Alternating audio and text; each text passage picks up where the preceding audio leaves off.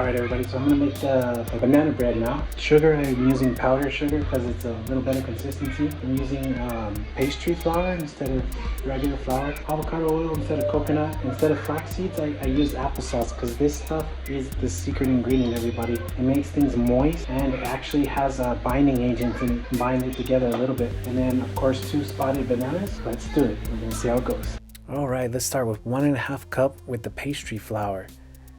And then we're going to do 1 tablespoon baking powder, 1/4 teaspoon salt,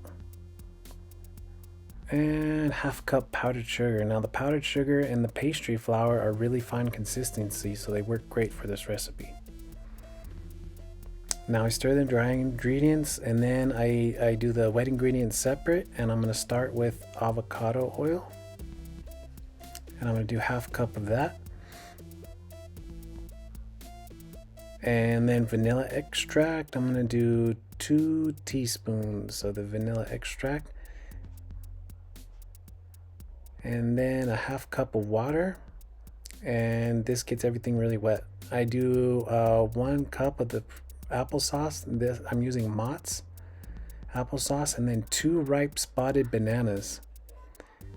So the applesauce is the secret ingredient in this one, everybody. It really is amazing. It just binds everything together, and it tastes really sweet and good. So I mix all the wet ingredients up, and they're gonna look pretty much like that, kind of chunky but pretty wet. And then I'm gonna mix it into the dry ingredients, stir it all up.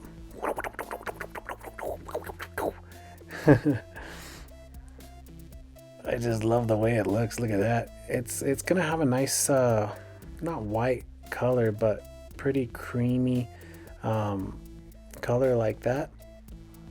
And then I'm using pecans, and I'm just gonna mash them up, 1/2 cup of those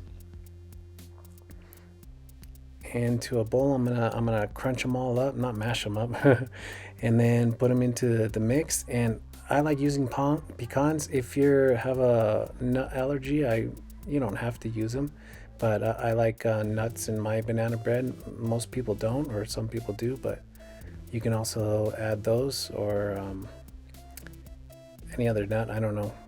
I'm using Yoko's butter. Now this butter is really nice, so I do my dish with the butter so that it doesn't stick when it's all done cooking. And then it has a good consistency right here. So yeah, I'm just gonna add it to my dish that I buttered up with Miyoko's butter, and then fast forward until it's all in there.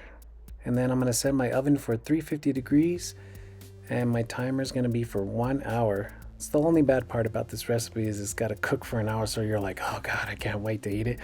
And then it's cooked for an hour, but I throw that baby in and then pop it out of the oven, fast forward 1 hour, and there it is, banana bread. This is perfect. This consistency, this look, golden brown, fluffy,